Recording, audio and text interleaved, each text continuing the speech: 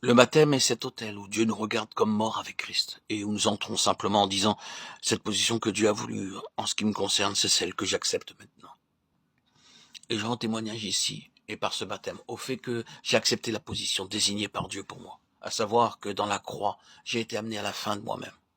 Le Seigneur Jésus a suivi ce chemin, il a placé le baptême juste au commencement de sa vie publique, et sous l'onction du Saint-Esprit. Il refuse absolument à partir de ce moment d'écouter ses propres pensées en dehors de Dieu, de se laisser influencer en aucune manière par les suggestions dictées par sa propre humanité, quoique sans péché mais en dehors de Dieu. Il fut gouverné tout le long du chemin par l'onction, dans ce qu'il dit, dans ce qu'il fit, dans ce qu'il refusa de faire, où il alla et au moment où il alla. Il repoussa toute autre influence, qu'elle vint de ses disciples ou du diable, ou de toute autre direction. Son attitude resta celle-ci. Père, que penses-tu de ceci? Que veux-tu? Est-ce ton heure? Il disait sans cesse, en fait, non pas ma volonté mais la tienne, non pas mes jugements mais les tiens, non pas mes sentiments mais ce que tu éprouves en cela. Il était réellement mort, nous le voyons. Il avait été enseveli réellement. C'est ce qu'avait signifié pour lui son baptême, et c'est là que nous sommes nous aussi. Mais il y a ensuite l'autre côté. Lorsque cette position a été acceptée dans la mort, il y a la résurrection.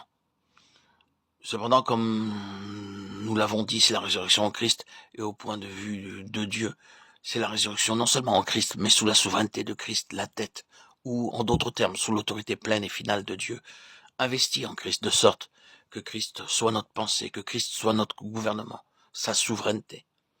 Or, lorsque les croyants au temps du Nouveau Testament avaient fait le premier pas dans le baptême, qu'ils avaient déclaré leur mort en Christ et étaient ressortis de l'eau, alors des membres représentatifs du corps, ce n'était pas toujours et exclusivement des apôtres. Leur imposer les mains sur la tête et prier pour eux. Et le Saint-Esprit attestait qu'ils étaient dans la maison. L'onction qui reposait sur Christ, la tête, venait maintenant sur eux en Christ. Non pas une onction séparée, mais une onction en Christ. Mais qu'est-ce que l'onction? Qu'avait été l'onction pour Christ, alors qu'il avait accepté une vie représentative, et que pour cette vie ici-bas, il avait refusé de vivre et d'agir sur la base de sa divinité, lui qui était Dieu, afin d'accomplir comme homme la rédemption de l'homme. Que signifie donc l'onction? Eh bien pour lui, c'était très clair. L'onction signifiait qu'il se trouvait sous le gouvernement direct de Dieu en toutes choses, et qu'il devait se refuser en toutes choses d'en référer ou d'avoir égard à ses propres jugements et à ses propres sentiments. Le Père, par l'onction, le gouvernait en tout et en lui-même. Il était mis entièrement de côté.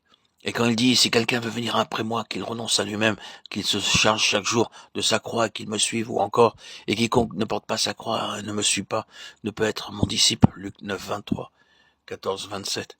Il ne fait que dire, en d'autres termes, vous ne pourrez jamais apprendre de moi, à moins que la croix n'opère continuellement pour vous mettre vous-même de côté, et ouvrir le chemin pour moi, de sorte que vous puissiez accepter ma pensée. Et la croix signifie que vous devez être crucifié à votre propre pensée, au sujet de toute chose.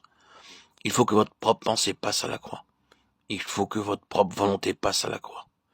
Il faut que vos propres sentiments et vos propres voix passent à la croix, de jour en jour. C'est ainsi que vous ouvrirez le chemin pour m'apprendre, moi, ma pensée, mon gouvernement, mon jugement, mon tout. C'est l'école pour le disciple. C'est l'école de Christ.